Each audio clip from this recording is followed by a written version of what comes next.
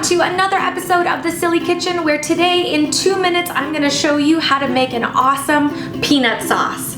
So let's get started. The first ingredient that you're going to need for peanut sauce is peanut butter. So get yourself a nice big scoop, and we're going to put that into the microwave for 20 seconds or so just to soften it up.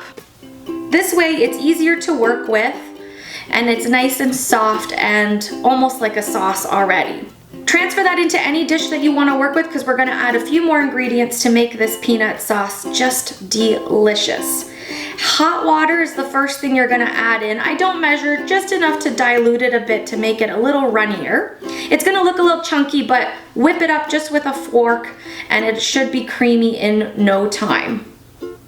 The first ingredient we're going to add into this to season it is going to be some soy sauce. I don't measure, so just drip in as much as you think looks good. We're also going to add some rice wine vinegar. Again, just a good drizzle and a good mix, and keep that peanut sauce nice and creamy. Sriracha sauce is something I really like adding, but you can omit this one if you don't want any heat in your peanut sauce. The juice of a whole lime needs to go in next. And we're gonna also just add a touch of minced garlic. You are all done your peanut sauce. You just need to now transfer it into a beautiful dish for presentation and serving. We need to also make it look even prettier by adding some fresh, crumbled up, chopped up peanuts on the top. Doesn't that look pretty?